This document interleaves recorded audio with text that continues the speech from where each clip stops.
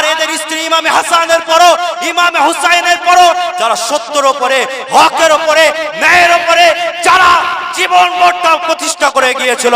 আপনারা জানেন ইমামে হুসাইনকে ইয়াজিদ বলেছিল, এই ইমামে হুসাইন আমাকে খলিফা বলে মেনে নাও। ইমামে হুসাইনের উত্তর দিয়েছিল, ইয়াজিদ আমি তোমাকে খলিফা বলে তখন মানবো যখন তোমার শরিয়া, তুমি যখন খারাপি দূর করে দেবে, অন্যায় দূর করে দেবে, অবিচার দূর করে দেবে, জুলুম দূর করে দেবে, খারাপ চরিত্র বয়কট করবে, তারপরে আমি ইমামে হুসাইন তোমাকে খলিফা বলে মানবো।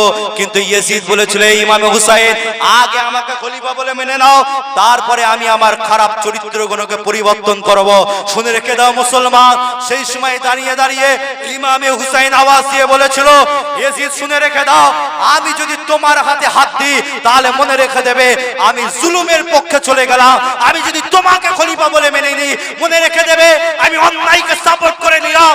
আমি যদি তোমাকে খলিফা বলে মেনে নিই তাহলে মনে রেখে দেবে আমার নানা জানের রেখে দেওয়া ইসলামের, যেটা আমার নানা জান বলেছিল ইসলামের সাথে খারাপি করা যাবে না, জুলুম করা যাবে না, অবিচার করা যাবে না, অন্যায় করা যাবে না, তাহলে আমি যদি ইমামে হুসাইন তোমাকে খলিফা বলে মেনে নিই তাহলে মনে রেখে দিও যে তাহলে সব হারাম কাজের সাথে আমি ইমাম হুসাইন জড়িয়ে গেলাম।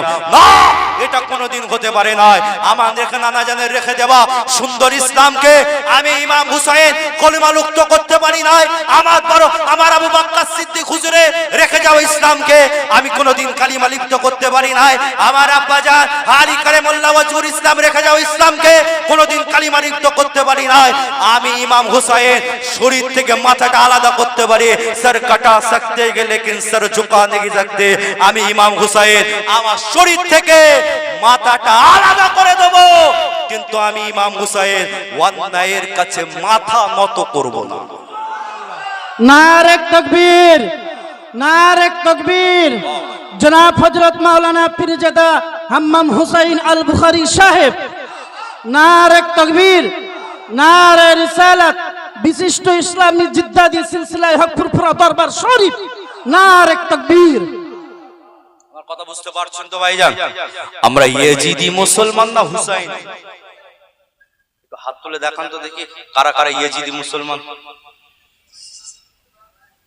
কথাকে কমপ্লিট হোক, রেডি আছে। এই জন্য বলেন টাকা লিবার আগে মুসলমান আগে, মানে মুসলমান সব জায়গাতে হাত তুলতে রাজি আছে, আগে পিছু কি আছে ও সব দেখার সময় নেই। আচ্ছা বলে ইয়াজিদ তো ছিল রাসূলুল্লাহ সাহাবার ছেলে, আমিরে মুআবিয়া রাদিয়াল্লাহু তাআলা।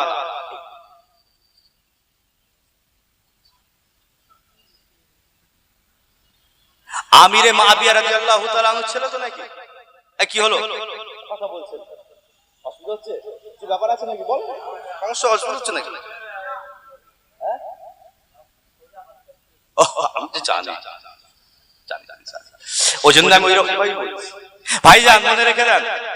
আচ্ছা আমিরে মুআবিয়া রাদিয়াল্লাহু তাআলা আনহুর ছেলে, যে আমিরে মুআবিয়া রাদিয়াল্লাহু তাআলা আনহু তিনি রাসূলুল্লাহর পাশে বসে ওহী লিখতেন, কাতেবে ওহী বলা হয়, মানে এই রকম একজন টপ র‍্যাঙ্কের সাহাবার তিনি সন্তান ছিলেন। আচ্ছা বলেন তো কোন জায়গায় শুনেছেন ইয়াজিদের নামে কোন মানুষ তার ছেলের নাম রেখেছে? ইয়াজিদকে বাঁচাবার জন্য কিছু মানুষ তো ফতোয়া দেয়, কথা বলছেন না কেন? দেয় কি দেয় না? ইয়াজিদে যখন মুহররম মাস আসে এসে লক্ষ্য করে দেখবেন ইয়াজিদেরকে বাঁচাবার জন্য কিতাব পত্র নিয়ে সব বেরিয়ে পড়ে। তা তোমার ছেলের নাম ইয়াজিদ রাখুনি কেন? এত যদি ইয়াজিদকে ভালোবাসো তোমার ছেলের নাম ইয়াজিদ রাখো। কোনদিন শুনেছেন ইয়াজিদের রূহের মাগফিরাত ইসলাম সাহেব হচ্ছে? কথা বলছেন না কেন? তা তোমরা মারো Yazid Yazid Yazid Yazid Yazid ইয়াজিদকে বাঁচাবার জন্য লাফালাফি করছো। ইয়াজিদের রূহের মাগফিরাতের উদ্দেশ্যে ইসালে সব করো না দেখি। মনে রেখে দেবেন মুসলমান, আমরা ইয়াজিদি মুসলমান নয়, কারণ ইয়াজিদি মুসলমান হচ্ছে ওরা যারা অন্যায়ের কাছে নিজেদের মাথাটাকে নিচু করে। আপনাদের জানিয়ে দিয়ে যায় ও আমার ভাইরা আকা মাওলা রাসূলুল্লাহ সাল্লাল্লাহু আলাইহি ওয়াসাল্লাম জানিয়ে দিয়েছে কিয়ামতের আলামতের নমুনা হবে এ আমার উম্মতিরা তোমরা বুঝে নেবে তখন কিয়ামত আস্তে আস্তে শুরু হয়ে যাবে আস্তে আস্তে এগিয়ে আসবে সাহাবায়ে কেরামেরা বলে ইয়া রাসূলুল্লাহ ইয়া হাবিবাল্লাহ কিয়ামতের আলামতের নমুনা কোন কোন গুণ হয়ে যাবে আমার নবী বললেন পৃথিবীর জমিন থেকে আমার আল্লাহ সত্যবাদীদের আসমানে তুলে নেবে পৃথিবীর জমিনে সত্য বলনেওয়ালা পাওয়া যাবে না হক বলনেওয়ালা পাওয়া যাবে না ন্যায় বলনেওয়ালা পাওয়া যাবে না পৃথিবীর জমিনে যারা সত্য কথা বলবে সত্যের আওয়াজ তুলবে সত্য কথা বলবে পৃথিবীর মানুষেরা ওই ব্যক্তিটাকে এক ঘরে কণ্ঠাসা করে রেখে দেবে পৃথিবীর জমিনে সত্যবাদী বলে কেউ থাকবে না সত্যবাদী সত্য কথা বলতে ভয় পেয়ে যাবে তারা তাদের কথাগুলো বলতে গিয়ে নিজেদেরকে লুকিয়ে নেবে আমার রাসূলুল্লাহ বলে দিয়েছে কিয়ামতের আলামতের নমুনা পৃথিবীর জমিনে মিথ্যা বেড়ে যাবে মিথ্যা এমন পর্যায়ে পৌঁছে যাবে যারা মিথ্যা কথা বলবে বানিয়ে বানিয়ে বলবে আর মানুষকে খুশি করার জন্য বলবে মানুষকে রাজি করার জন্য বলবে আপনার রসিকতা করে কথা বলবে হাসি করে কথা বলবে আকা মাওলা রাসূলুল্লাহ জানিয়ে দিয়েছে মিথ্যা এমন একটা জায়গায় দাঁড়িয়ে যাবে পৃথিবীর মানুষেরা ওই মিথ্যাবাদীদেরকে তারা তাদের মাথার উপরে জায়গা দিয়ে দেবে মিলছে কি মেলে নে আপনি একটা কথা বলেন না আপনাকে সঙ্গে সঙ্গে উত্তর দেবে মিথ্যা কথা বলছিস কেন আপনি যেহেতু সত্যি বলছেন আপনি সত্যই বলছেন কিন্তু ফার্স্ট টাইম আপনি লক্ষ্য করে দেখেন আপনার কথাটাকে অ্যাকসেপ্ট করবে না বলবে আপনি মিথ্যা বলছেন কেন রাসূল আজ থেকে ১৫০০ বছর আগে রাসূল জানিয়েছেন আল্লাহ আস্তে আস্তে সত্যবাদীদেরকে তুলে নেবে সব আস্তে আস্তে উঠে যাচ্ছে সব উঠে যাচ্ছেন যারা সত্য কথা বলতেন আস্তে আস্তে আল্লাহ তুলে নিচ্ছেন মিথ্যা যারা আছেন তাদেরকে মানুষ জায়গা দিচ্ছেন ইতিহাস আপনাদের জানিয়ে নিয়ে যায় ও আমার ভাইরা রাগ করবেন না আকা মাওলা রাসূলুল্লাহ সাল্লাল্লাহু আলাইহি ওয়াসাল্লাম জানিয়ে দিয়েছে কিয়ামতের আলামতের নমুনা তোমরা তখনই বুঝে যাবে ও আমার ভাইরা পৃথিবীর জমিন থেকে আমার আল্লাহ ইলমকে তুলে নেবে শিক্ষাকে তুলে নেবে জ্ঞানকে তুলে নেবে মাদ্রাসা থাকবে মক্তব থাকবে ইলম শিক্ষা করার জায়গা থাকবে ইলম করার সমস্ত কিতাব থাকবে পত্র থাকবে কিন্তু ভাইরা আমার নবী জানিয়ে দিয়েছে ইলম অনুযায়ী আমল করনে वाला ব্যক্তিদেরকে আমার আল্লাহ আস্তে আস্তে আসমানে তুলে নেবে আল্লাহ পাক জানিয়েছে পৃথিবীর জমিনটা অশিক্ষিত হয়ে যাবে অরাজকতা চলবে মূর্খামি এসে যাবে আর এই অশিক্ষিতদেরকে আর তারাই সিংহাসনে বসবে এই অশিক্ষিত মূর্খরাই সিংহাসনে বসে দেশটাকে তারা পরিচালনা করবে মিলছে কি মেলে নে রাগ করছেন নাকি আমার কথায় সব মিলে যাবে রাসূল যা কথা বলেছেন প্রত্যেকটা কথা মিলতে বাধ্য হবে মিলবে মিলবে মিলবে 100% মিলবে অত সহজ নয় ভাইরা সেই দিন আস্তে আস্তে অনেক আপনারা লক্ষ্য করে দেখেন রাসূল যে ছোট্ট ছোট্ট কিয়ামতের আলামতের নমুনা বলেছেন হাজারো নমুনা পৃথিবীর জমিনে বেরিয়েছে আপনারা শিক্ষিত মানুষ আছেন জ্ঞানীগুণী মানুষ আছেন হুজুর কিবলাতের জবানে মোবারকে ওয়াজ শোনা মানুষ আছেন আপনাদের কাছে কি বক্তব্য রাখবো ভাইজান আপনারা জানেন রাসূল যা বলে গেছেন প্রত্যেকটা জিনিস মিলছে মিলতে থাকবে কথা বুঝতে পারছেন তো নাকি রাসূল বলে গিয়েছে ও আমার ভাইরা আকা মাওলা রাসূলুল্লাহ সাল্লাল্লাহু আলাইহি ওয়াসাল্লাম জানিয়ে দিয়ে গেছে কিয়ামতের আলামতের একটা নমুনা হয়ে যাবে আল্লাহ নবী বলে দিয়ে গেছে এই আমার উম্মতিরা তোমরা শুনে রেখে দাও পৃথিবীর জমিনে এত মসজিদ এত হারে বেড়ে যাবে পাড়ায় পাড়ায় দুটো তিনটে করে আর আপনার এতভাবে মসজিদ বেড়ে যাবে আমার নবী বলেছেন ঘরের থেকে মসজিদ বেশি হয়ে যাবে মসজিদগুলো নকশা নেগার হবে সৌন্দর্য তৈরি হয়ে যাবে বড় চাকচিক্য তৈরি হয়ে যাবে কিন্তু মসজিদের মুসল্লি বড় অভাব হয়ে যাবে এসব ওয়াজ করলে না মানুষ আবার নিতে চায় না জানেন রেগে যায় হুজুরকে দাওয়াত করেছি অন্যান্য কথা বলে এই সব কথা কেন করছেন নাকি সেরকম যারা ভেবে? আপনি জানেন যদি এই কথাগুলো আমি না বলি আল্লাহ আমাকে ছাড়বে? তুমি পড়াশোনা করেছো, শিক্ষা নিয়েছো, জেনেছো, তা তোমাকে এলেম এজন্যই তুমি অর্জন করেছো যাতে মানুষকে তুমি জানাতে পারো। তুমি মিয়া সাহেব ভুল কাজ করবে আর হুজুর বললেই গায়ে জ্বালা, তুমি ঠিক হচ্ছ না আর হুজুর বললেই গায়ে জ্বালা। বড় আফসোস, সেদিন হাওড়া জেলায় এক জায়গায় ওয়াজ করতে করতে বলে ফেলেছিলাম যে শরিয়াতে গাঁজা খাওয়া হারাম। আপনারা জানেন তো হারাম না হালাল? হারাম জানেন না হালাল জানেন? গাঁজা খাওয়া শরিয়াতে হারাম। এখন ওয়াজ করতে করতে বলে ফেলেছিলাম, একটু সেই বিষয় নিয়ে একটু কথাও বলেছিলাম। জলসা হওয়ার পর একজন আমাকে ধরেছে, জলসা করে নেমে যাচ্ছে, হুজুর আপনাকে কে বলেছে আমি গাঁজা খাই? তুমি গাঁজা খাও আমি কি করে জানবো মিয়া? না, নিশ্চয়ই আপনাকে কমিটির কোন ছেলে বলে দিয়েছে হুজুর এখানে একজন গাঁজা খেয়ে। আমি বললাম না তো, কোনো কমিটির ছেলে আমাকে বলেনি। তাহলে আপনি কি করে জানলেন? আচ্ছা, এটা হচ্ছে আমার কারামত রে বাবা, বুঝতে পারুন আমি ধরে ফেলেছি। বলছে হুজুর আপনি বললেন কেন? আর যেটা শরিয়াতে হারাম সেটা তো আমি বলবো। বলে না হুজুর আপনার ভুল হচ্ছে, আমি কোরআন থেকে দলিল দিয়ে দেবো শরিয়াতে গাঁজা খাওয়া হালাল। ব্রেন কাজ করবে না, ব্রেন কাজ করবে না, এত রকমের ফতোয়াগিরি চলছে পৃথিবীর জমিনে। আল্লাহ শুকর আমরা মুজাদ্দিদুজ জামান হুজুরের সিলসিলাতে আছি। আল্লাহ শুকর আমরা ইমামে আজম আবু হানিফা রাহমাতুল্লাহ আলাইহিকে ইমাম বলে মেনেছি, অনেক ভালো আছি। বলে না হুজুর আপনার জানা নাই। আমি বললাম হতে পারে আমার জানা নেই, যতটা আমি কোরআন নিয়ে পড়াশোনা করেছি আমি তো খুঁজে পাইনি। তো তুমি বলো কোথা থেকে পেয়েছো, তুমি কে তোমাকে দলিল দিয়েছে? তুমি কার মুরিদ যে বলেছে গাঁজা খাওয়া শরিয়াতে হালাল? বলছে হুজুর আমরা লালন ফকিরের দল। লালন ফকির চেনেন? কোথা বলেন তো? বাংলাদেশ, বাংলাদেশে একটা দল আছে যেটাকে লালন ফকির বলে। আপনার দিদিকে আছে নাকি গো? লালন ফকির, লালন ফকির সোশ্যাল নেটওয়ার্কে আমার ভাইরা যারা অ্যাক্টিভ আছেন একটু দেখে নেবেন। এই লালন ফকিরের দল, তারাও নিজেদেরকে রাসূলুল্লাহর উম্মত দাবি করে।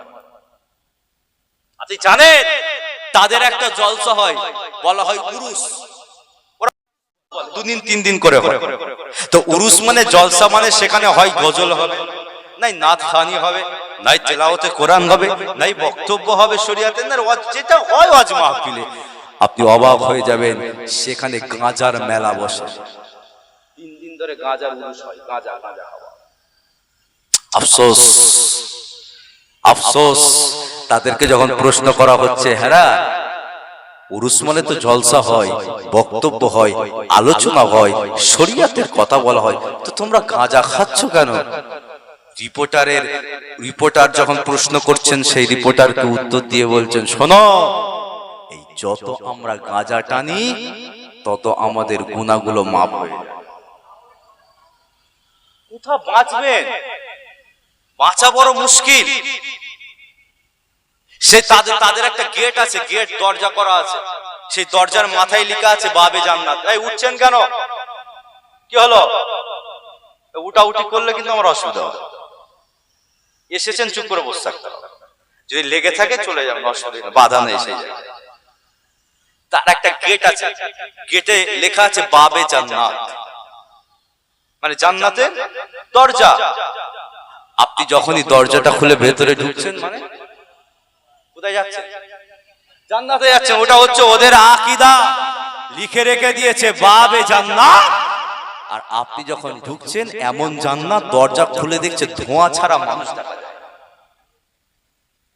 ছেলে মেয়ে উভয়ে একসাথে গাঁজা খাচ্ছে। আফসোস, আমার ঘরের ছেলেদেরকে যখন বলা হচ্ছে তখন হুজুররা দোষ করছে এইসব কথা বলে। ইতিহাস আপনাদের জানিয়ে দিয়ে যায়। ও আমার ভাইরা, রাগ করবেন না। আকা মাওলা রাসূলুল্লাহ সাল্লাল্লাহু আলাইহি ওয়াসাল্লাম বড় কষ্ট করে ইসলামকে প্রতিষ্ঠা করেছেন পৃথিবীর জমিনে। আমাদের ঘরে কোরআন বড় কষ্ট করে এসেছে, দিন বড় শরীয়ত বড় কষ্ট করে এসেছে। আমার ভাইরা, এই রকম ভাবে ইসলামকে নিয়ে ছিলিমিনি করবেন না, ইসলামকে অসম্মান করবেন না, ইসলামকে খারাপ দিকে নিয়ে যাবেন না, নিজের চরিত্রের দ্বারা ইসলামকে অপমাননা তৈরি করবেন না।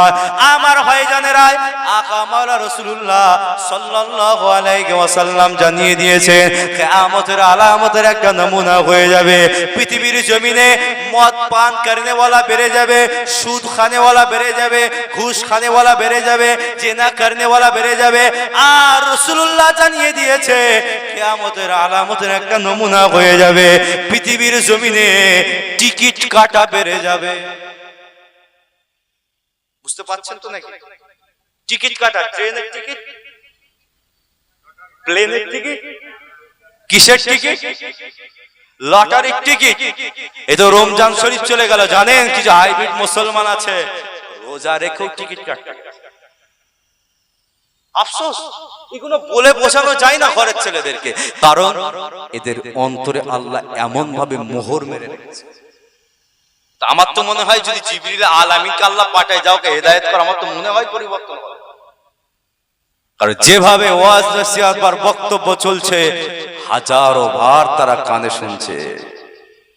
আফসোস, রোজা রেখো চাচা, রোজা রেখে কাটতে গেছো কেন? 11 মাস কেটেছি, কোনো মাসে ভালোভাবে পাইনি। রোজার মাস বড় রহমত আর মাগফিরাত আর নাজাতের মাস, এখন রোজা রেখে কাটতে গেছি এই জন্যই। যদি কাজ যদি হয়, এজন্য ফেরেশতারাও বলছে আল্লাহ তাড়াতাড়ি এদেরকে একবার কবরে ঢুকিয়ে দাও, মিনহা খালাকনাকুম বলে কবরে একবার পুঁতে দাও, বাকিটা আমরা তাদের ব্যবস্থা দেখে নেব। ও আমার ভাইয়েরা, শরিয়াতে এত পরিমাণে এগুলো বেড়ে গিয়েছে। আমার ঘরের ছেলেরা, তোমরা শুনবে না তো কারা শুনবে? ও আমার বাপেরা, আপনারা শুনবেন না তো কারা শুনবে? আপনারা যদি মনে করেন হুজুর আপনি আপনার মতো বলে চলে যান, আমরা আপনার কথা এক কান দিয়ে ঢুকাবো আর এক কান দিয়ে বার করে দেবো, মনে রেখে দেবে জীবনে হেদায়েত পাওয়া বড় মুশকিল হয়ে যাবে। ও আমার ভাইয়েরা, আকা মাওলা রাসূলুল্লাহ সাল্লাল্লাহু আলাইহি ওয়াসাল্লাম এজন্যই সাহাবাদেরকে বলেছে, ও আমার সাহাবারা, আমার ইন্তেকালের পরেতে আমি রাসূলুল্লাহ, আমার ভয় হয় না, আমার উম্মতিরা চাঁদকে খোদা বলবে। আমি রাসূলুল্লাহ, আমার সবথেকে বেশি ভয় হয়ে যায় আমার উম্মতিরা, এরা দুনিয়াদার হয়ে যাবে, দুনিয়া ছাড়া কিছু চিনবে না, দুনিয়া ছাড়া কিছু বুঝবে না, দুনিয়া ছাড়া কিছু মানবে না, দুনিয়া দুনিয়া করে করে তারা নিজেদেরকে মত্ত করে দেবে। এই আমার সোনার ভাইরা, আকা মাওলা রাসূলুল্লাহ সাল্লাল্লাহু আলাইহি ওয়াসাল্লাম জানিয়ে দিয়েছে কিয়ামতের আলামতের রাসূলুল্লাহ আর একটা হুকুম বলে গেছে। ও আমার সাহাবারা, তোমরা শুনে রেখে দাও, আমি রাসূলুল্লাহ জানিয়ে দিলাম এই কিয়ামতের আলামতের একটা নমুনা হবে, মুসলমানদের অন্তর থেকে নামাজটা উঠে যাবে। আপনি বলেন তো, এই রমজান শরীফ চলে গেল, আপনাদের মসজিদে তারাবি হয়েছে কি হয়? একটু কথা বলেন, রাগ করছেন নাকি? মুখ দেখে মনে হচ্ছে রাগ রাগ মতো ভাব হয়ে আছে আমার উপরে। তারাবি হয় না? অবশ্যই প্রত্যেকটা মসজিদে হয়, কোন জায়গায় সূরা তারাবি হয়, কোন মসজিদে খতম তারাবি। আপনি এই খতম তারাবি বা সূরা তারাবি দেখবেন 10 দিন ছেলেরাই এমন ভাবে যে নামাজের সামনে পাঠিয়ে দাঁড়ায়, মনে হয় পুরো এক মাস, তাই না? 10 দিন পরে যখন 11 দিন ছাড়তে শুরু হলো, ছাড়তে ছাড়তে শুধুমাত্র অরিজিনাল যারা মুসল্লি আছেন, মুরব্বি, তারাই যে ঠেকেছে। রাসূল বলেছেন নামাজ উঠে যাবে, অন্তর থেকে নামাজ উঠে যাবে। জুম্মার নামাজ আমরা পড়ি, কিন্তু জুম্মার নামাজ, দুরাকার জুম্মার নামাজ ইমাম সাহেবের পিছনে পড়ার পরে লক্ষ্য করে দেখেছেন মসজিদ থেকে সব বেরিয়ে চলে যায়। কাবলা জুম্মা আছে, বাদা জুম্মা আছে, আখির জোহর আছে, এগুলো আমার ঘরের ছেলেরা পড়ে না। দরবার শরীফেও যখন নামাজ পড়তে যায় ঠিক করে দু রাকাত নামাজ পড়লো, হু হু করে এসে গেল মসজিদ প্যাকটা, নিচু ওপর দোতলা সব ভর্তি হয়ে গেল। দু রাকাত নামাজ পড়লো, সালাম ফিরলো, মুনাজাত হলো, হু হু করে জেনের বাচ্চা চলে গেল। কোথা থেকে এলো, কোথায় গেল? আরে এটা নামাজ নাকি? রাসূল বলছেন নামাজের প্রতি মহব্বত অন্তর থেকে উঠে যাবে, সহজ নয়। রাসূল বলেন কিয়ামতের আলামত। ইতিহাস আপনারা ভালো করে জেনে রেখে দেবেন। ও আমার ভাইরা, আকা মাওলা রাসূলুল্লাহ সাল্লাল্লাহু আলাইহি ওয়াসাল্লাম হাদিস শরীফের ভিতরে বারবার আমার রাসূলুল্লাহ জানিয়ে দিয়ে গিয়েছে, আমার নবী বলে দিয়ে গেছে, পৃথিবীর জমিনে কিয়ামতের আলামতের একটা নমুনা হয়ে যাবে। পৃথিবীর জমিনে মহিলাদের আনাগোনা বেশি বেড়ে যাবে।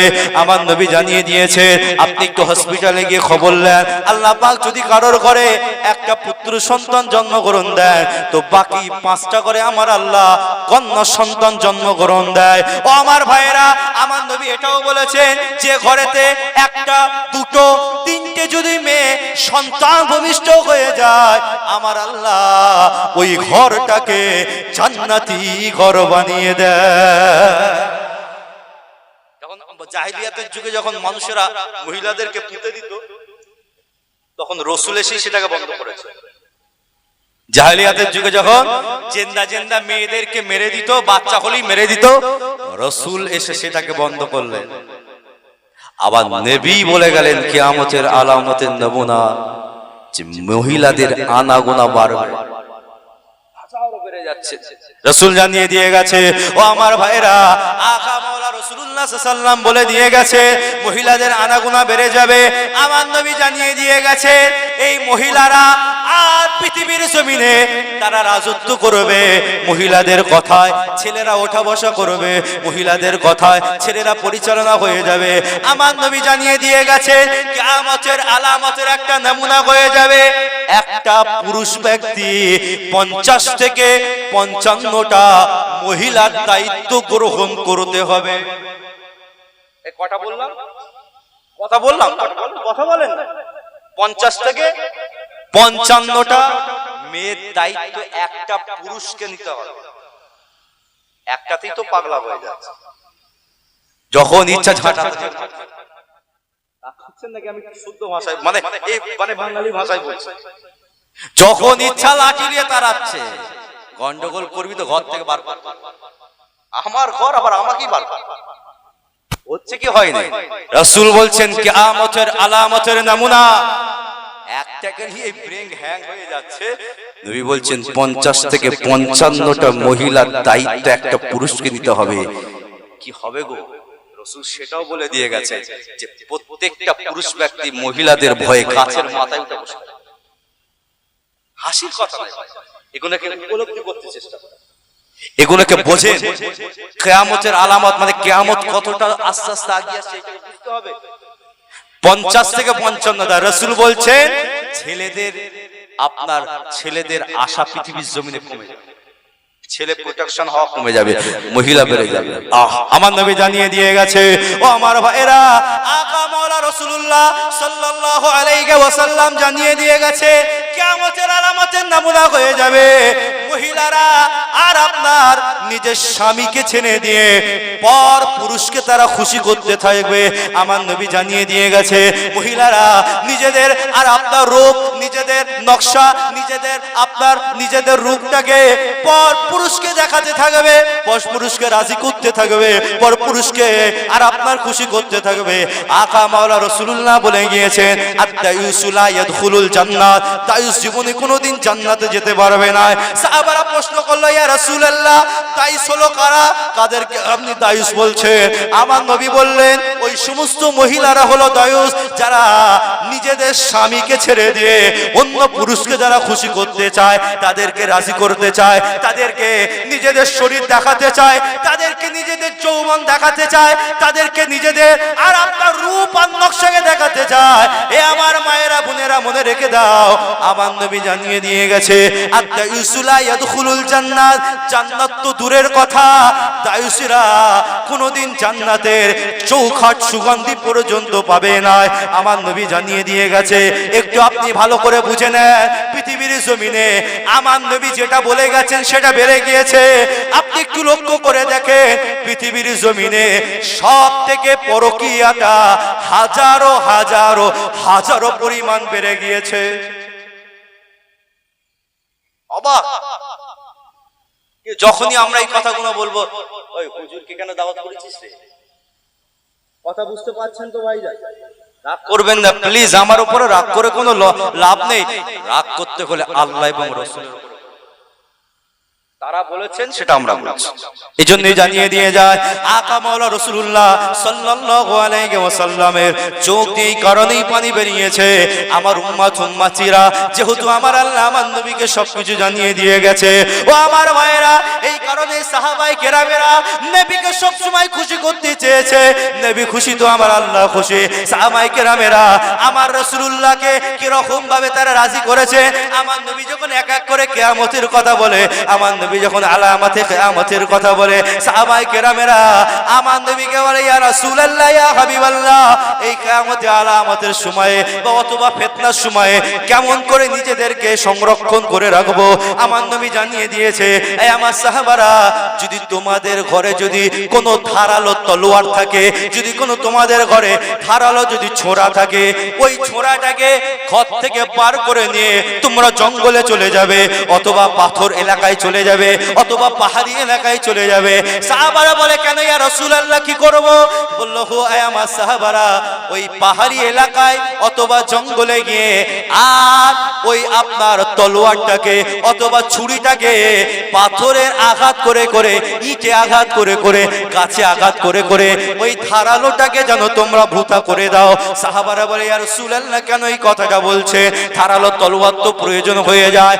আকা মাওলা রাসূলুল্লাহ বলে, আমার সাহাবারে, তোমরা জানো না জানো না জানো না, যদি তোমাদের ঘরেতে এই রকম ভাবে কোন যদি তলোয়ার পড়ে থাকে, যে তলোয়ারটা ধারালো রয়েছে, আমি রাসূল জানিয়ে দিচ্ছি এমন একটা সময় এসে যাবে, ওই তলোয়ারটা তোমার হাত থেকে অন্য একটা ভাইয়ের গর্দানেও চলে যাবে। আপনি বলেন একটুখানি কোনো কিছু সমস্যা হচ্ছে, ঝগড়া হচ্ছে, হুট কথায় ছুরি নিয়ে বেরোচ্ছে, এক্ষুনি তোকে শেষ করে দেবো।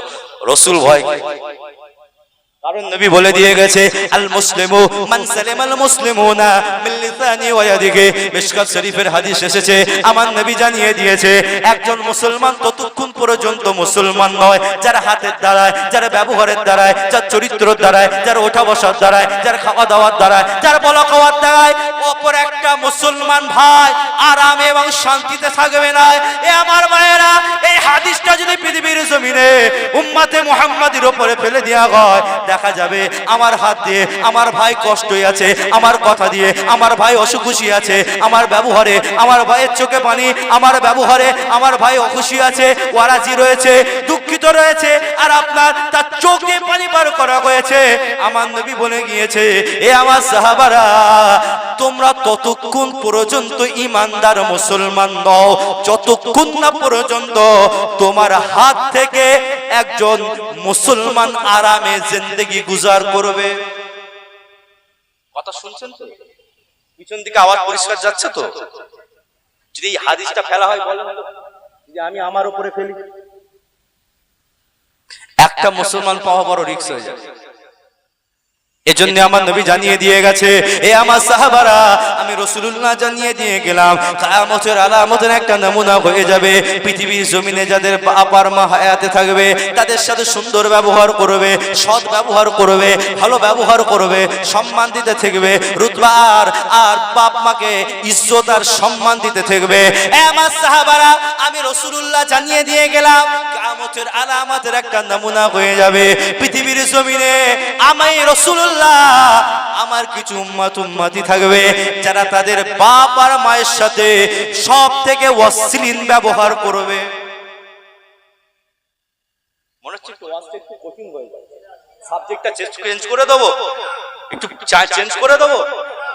আপনি একটু খবর নিয়ে দেখেন না, এসআইআর করেছে তো, এবার যারা বাপ মাকে তাড়িয়েছে দৌড়চ্ছে কি ঠেলা এনে বললে বিড়াল, এবার সেই বাপ মাকে খুঁজছে, কোথায় গেল সেই আমার বাপ। এবার বড় মিষ্টি ধানসা ফল ফল দিয়ে বাপের কাছে।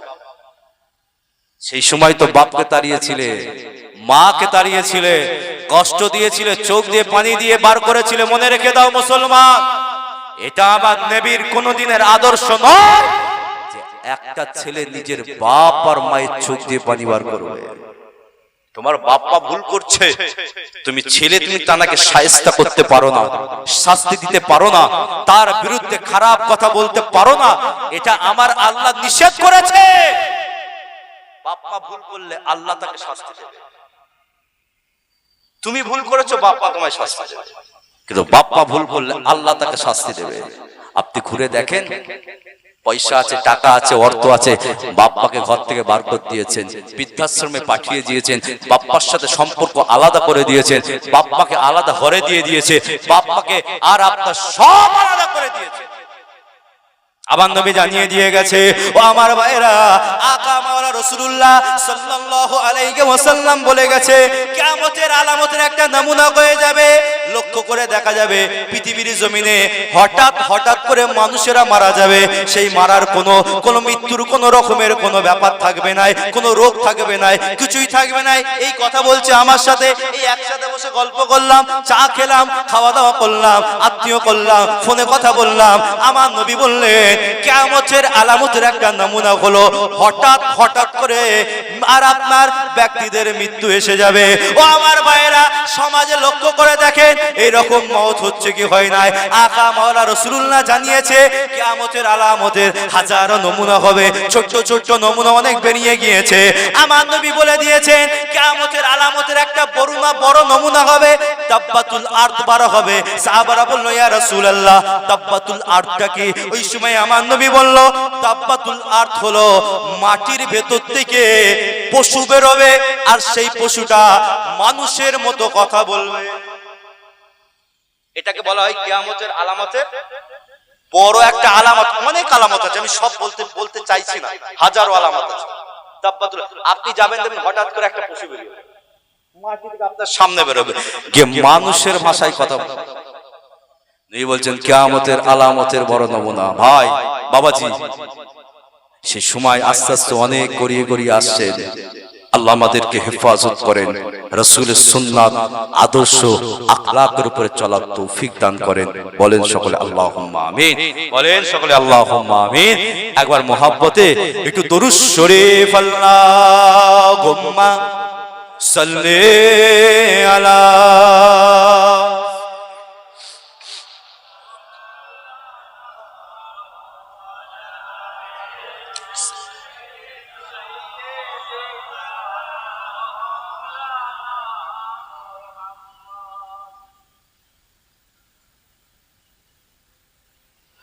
सजाया गया है दो आलम को ऐसा कि जन्नत का नक्शा नजर आ रहा है।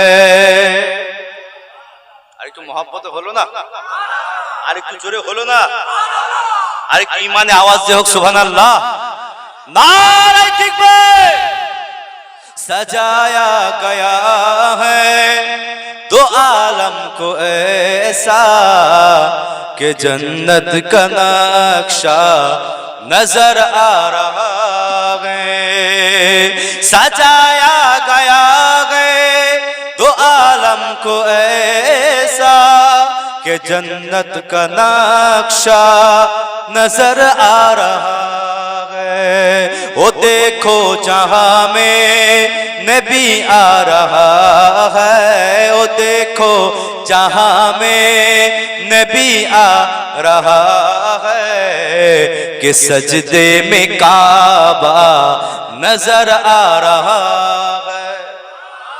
আর একটু জোরে হলো না? मोहब्बत হলো না? सजाया गया है तो आलम को ऐसा कि जन्नत का नक्शा नजर आ रहा जो पूछा किसी ने ये किसने नचाया, कमर को खिलौना ये किसने बनाया। जो पूछा किसी ने ये किसने नचाया, कमर को खिलौना ये किसने बनाया।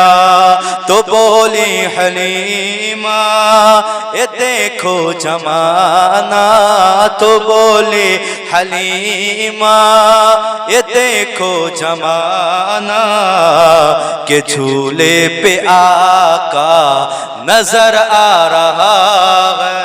सुभान अल्लाह। नारे तकबीर, नारे तकबीर, नारे रिसालत, नारे रिसालत। আল কোরআনের আলো, আল হাদিসের আলো, সিলসিলায়ে হক ফুরফুরা দরবার শরীফ। নারে তাকবীর। सजाया गया है तो आलम को ऐसा कि जन्नत का नक्शा नजर आ रहा है। लबों से लगा कर उमर के गिरा है कि पातर है तेरी भी औकात क्या है। लबों से लगा कर उमर के घेरा है कि पातर है तेरी भी औकात क्या है। फकत इसलिए हमने बूसा दिया है, फकत इसलिए हमने बूसा दिया है कि नबी का बूसा नजर आ रहा है। सजाया गया है तो आलम को ऐसा कि जन्नत का नक्शा नजर आ रहा है। अल्लाहुम्मा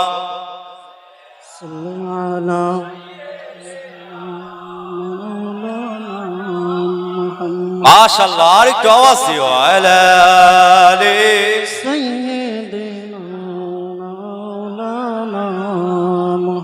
ভাইজান, আমার কথা বুঝতে পারছেন তো? একটা বিষয় নিয়ে আলোচনা করছি যে পৃথিবীর জমিনে রাসূল বলেছেন কিয়ামতের আলামতের হাজারো নমুনা এসে গেছেন, আসছেন, আসতে থাকবেন।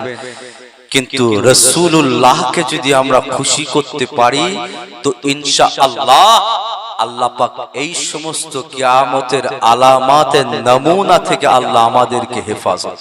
সুবহানাল্লাহ। কিন্তু আমরা রাসূল থেকে দূরে সরে যাচ্ছি বলেই আমাদের এই অবস্থা, আল্লাহ থেকে দূরে সরে যাচ্ছি বলেই আমার এই অবস্থা হচ্ছে, কোরআন থেকে দূরে সরে যাচ্ছি বলেই আমাদের উপর জুলুম হচ্ছে, অত্যাচার হচ্ছে, অবিচার হচ্ছে। পৃথিবীর জমিনে যে পৃথিবীর মানুষকে খুশি করে কোনো লাভ নেই ভাইজান, কারণ পৃথিবীর মানুষেরা আপনার স্বার্থ ছাড়া একটা কদম পর্যন্ত ফেলে না।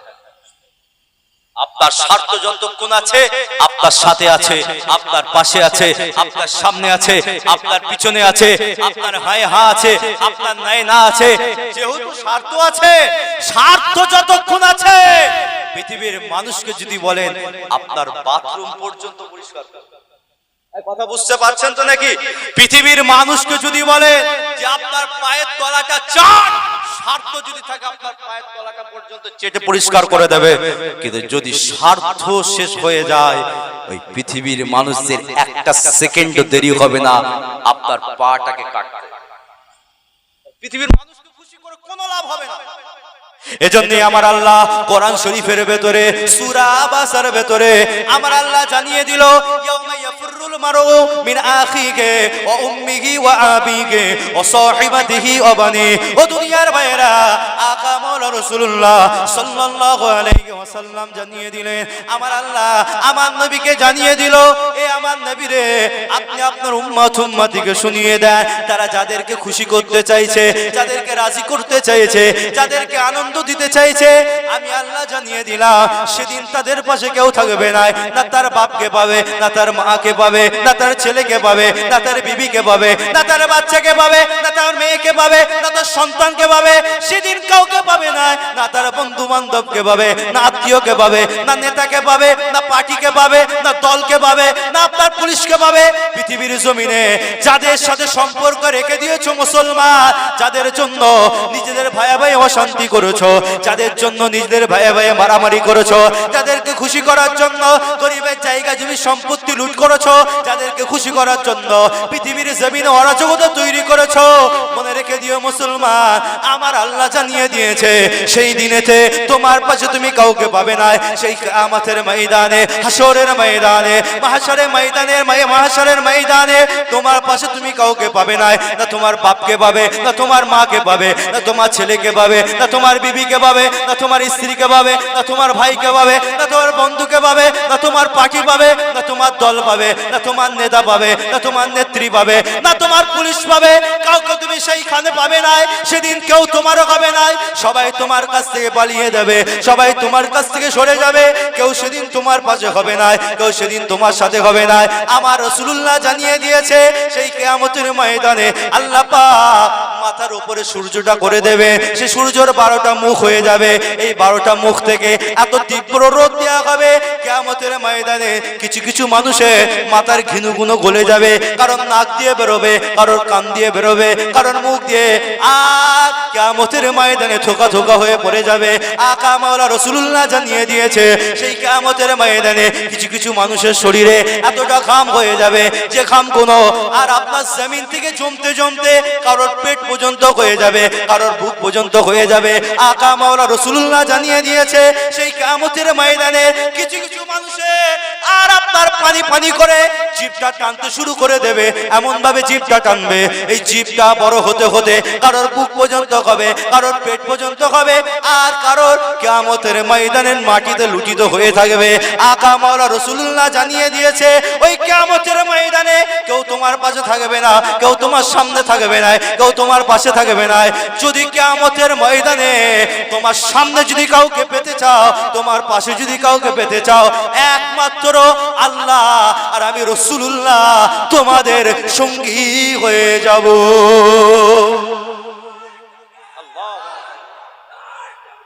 আল্লাহ, কেউ হবে না। কথা ভুল বলছি নাকি? এই কথা ভুল বলছি নাকি? যাদেরকে খুশি করছো মনে রেখে দাও, যতক্ষণ তোমার কাছে স্বার্থ আছে ততক্ষণ তোমার সাথে আছে। কেউ দেখবে না, ও কেউ আসবেই না। তুমি এত লাফালাফি করছো, মনে রেখে দাও মুসলমান, তোমার যদি ব্লাড ক্যান্সার হয় টাকা চাইতে যাও, তোমার ফোন ধরবে। বুঝতে পারছেন তোমার কথা? আমার কথা বুঝতে পারছেন তো? তোমার ক্যান্সার হয়েছে, শরীর খারাপ হয়েছে, টাকা পয়সার দরকার আছে, শরীর বাড়ি ভালো ছিল, তাকে খুশি করার জন্য বহু কিছু করেছো। একবার যাও, একটু পয়সা দাও না গো, 1 টাকা দেবে, অত সহজ নয়। জানে তোমার কাছ থেকে স্বার্থ শেষ, তোমাকে চেনে নেয়, মনে রেখে দেবে মুসলমান। এ আমার ভাইরা, এজন্য রাসূলুল্লাহকে মহব্বত করে যান, রাসূলুল্লাহর সাথে সম্পর্ক তৈরি করে যান, আকা মাওলা রাসূলুল্লাহকে রাজি করে যান। মনে রেখে দেবেন মুসলমান, আপনার আমার যখন মওত হয়ে যাবে, খাটিয়ায় করে যখন আপনাকে আমাকে নিয়ে যাওয়া হবে, কবরস্থানে নিয়ে যাওয়া হবে, সেই মাছতলায় নিয়ে যাওয়া হবে, আপনাকে যখন কবর দিয়ে দেওয়া হবে, আর এক মুঠো করে যখন মাটিগুলো আপনাকে দিয়ে দেওয়া হবে, মনে রেখে দেবে মুসলমান, ওই কবরের মাটিগুলো যখন আপনার উপরে দেয়া হয়ে যাবে, দুনিয়ার সমস্ত মানুষের মোহাব্বত ওই কবরের মাটির সাথে শেষ হয়ে যাবে। আপনার কবরে যাবে না, আপনার পাশে যাবে না, আপনার সাথে যাবে না, আপনার সঙ্গী হবে না। মনে রেখে দিও মুসলমান, যদি তোমার কবরে, তোমার পাশে, তোমার সাথে যদি কাউকে যদি রাখতে চাও, সেটা একমাত্র আকা মাওলা রাসূলুল্লাহ আপনার কবরে আপনার সঙ্গী হয়ে যাবে। হাদিস শরীফের ভেতরে এসেছে, আমার নবী জানিয়ে দিয়েছে, বুখারী শরীফে হাদিস এসেছে, আমরা জানি আমাদের কবরে 3টে প্রশ্ন করা হবে, 4টে প্রশ্ন করা হবে। মান রাব্বুকা ওয়া মা দীনুকা ওয়া মান নাবিয়্যুকা ওয়া মা কিতাবুকা। প্রশ্নগুলো কি বাংলায় করা হবে না আরবিতে? আর আপনি কিসে বলবেন? আরবিতে বলতে পারবেন? বাংলায় বলা হবে না আরবি? হিন্দি তো বলা যাবে না, কাজ হবে না, কাল বলবে না ও ফেরেশতা আমি তো বাংলা ছাড়া বুঝি না, কাজ হবে? প্রশ্ন আরবিতে, উত্তর আরবিতে, চারটে। মান রাব্বুকা, আপনারা ভাবছেন বা আমরা ভাবছি তো সহজ প্রশ্ন বলে দেবো, রব্বি আল্লাহ, তাই তো নাকি? আরে পৃথিবীর জমিনে সহজ হতে পারে, ওই জায়গায় অত সহজ নয়। ওমা দীনুকা ওমা নবিয়ুকা ওমা কিতাবুকা, বুখারী শরীফের একটা হাদিস এসেছে, বলা হয়েছে যে এই চারটে প্রশ্ন করা হবে না, একটা প্রশ্ন করা হবে, আপনার আমার কবরে রাসূলুল্লাহ নকশা নিয়ে যাও।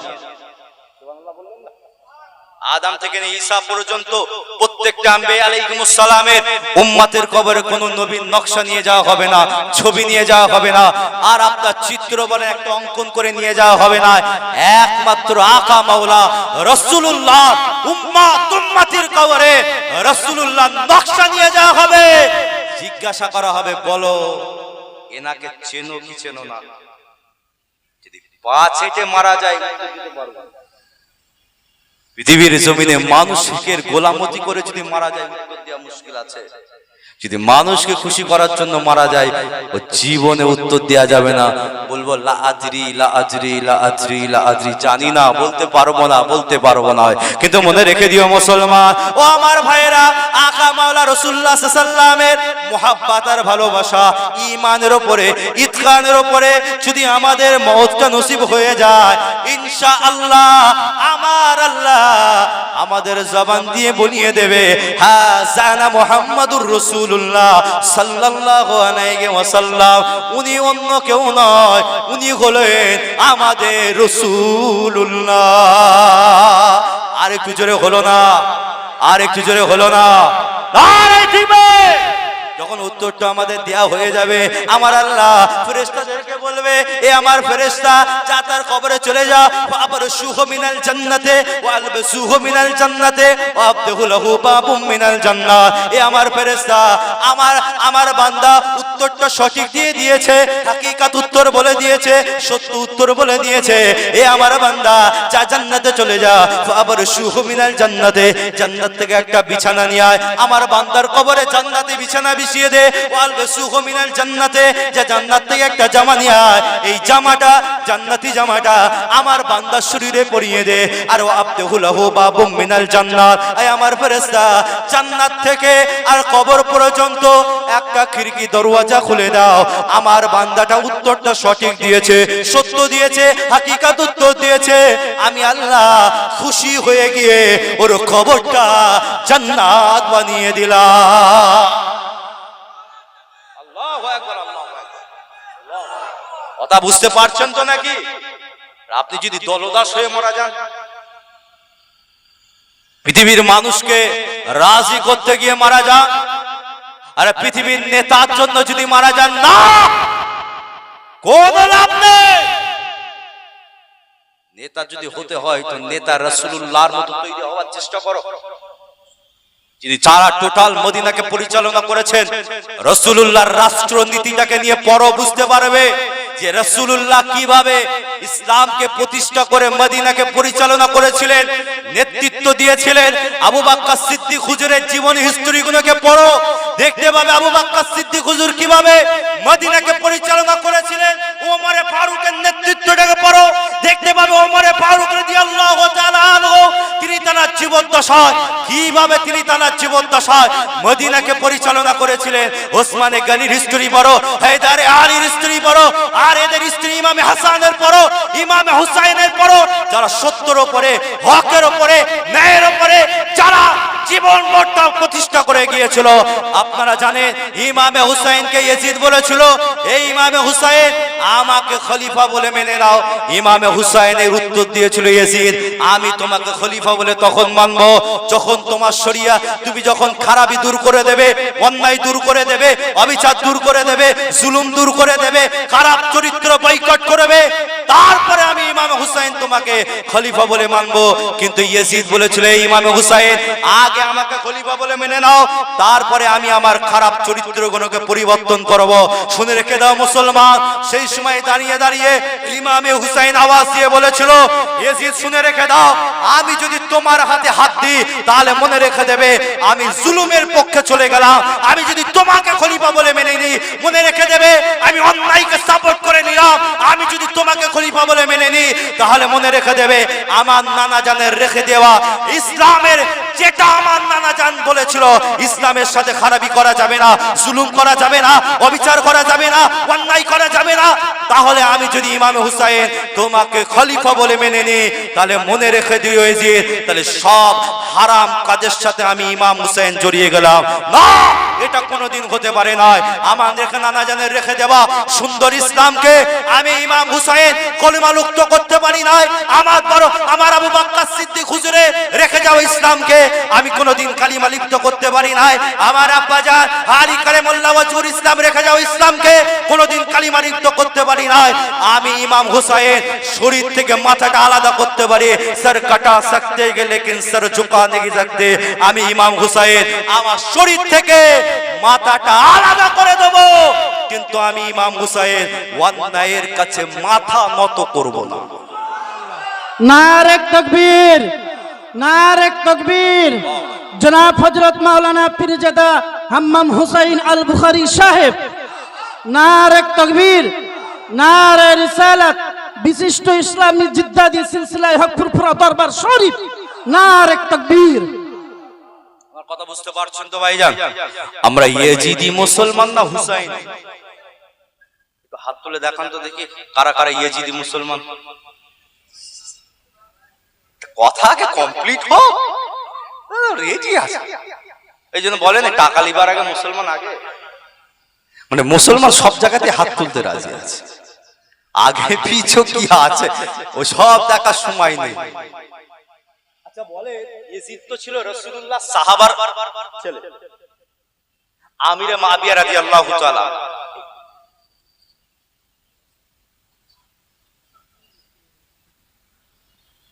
আমিরে মুআবিয়া রাদিয়াল্লাহু তাআলা ছিল তো নাকি? কি হলো কথা বলছেন? অসুবিধা হচ্ছে? কিছু ব্যাপার আছে নাকি? বল, সমস্যা অসুবিধা হচ্ছে নাকি? হ্যাঁ, আমি তো জানি ওই জন্য আমি ওইরকম বলছি। ভাইজান মনে রেখে দেন। আচ্ছা, আমিরে মুআবিয়া রাদিয়াল্লাহু তাআলা আনহুর ছেলে, যে আমিরে মুআবিয়া রাদিয়াল্লাহু তাআলা আনহু, তিনি রাসূলুল্লাহর পাশে বসে ওহী লিখতেন, কাতেবে ওহী বলা হয়। মানে এই রকম একজন টপ র‍্যাঙ্কের সাহাবার তিনি সন্তান ছিলেন। আচ্ছা বলেন তো, কোন জায়গায় শুনেছেন ইয়াজিদের নামে কোন মানুষ তার ছেলের নাম রেখেছে? ইয়াজিদকে বাঁচাবার জন্য কিছু মানুষ তো ফতোয়া দেয়, কথা বলছেন না কেন? দেয় কি দেয় না? ইয়াজিদে যখন মুহররম মাস আসে, এসে লক্ষ্য করে দেখবেন ইয়াজিদেরকে বাঁচাবার জন্য কিতাব পত্র নিয়ে সব বেরিয়ে পড়ে। তা তোমার ছেলের নাম ইয়াজিদ রাখুনি কেন?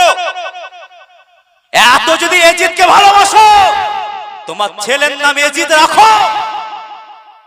কোনদিন শুনেছেন ইয়াজিদের রূহের মাগফিরাত ইসলাম সাহেব হচ্ছে? কথা বলছেন না কেন? তা তোমরা মারো ইয়াজিদকে বাঁচাবার জন্য লাফালাফি করছো। ইয়াজিদের রূহের মাগফিরাতের উদ্দেশ্যে ইসালে সব করো না দেখি।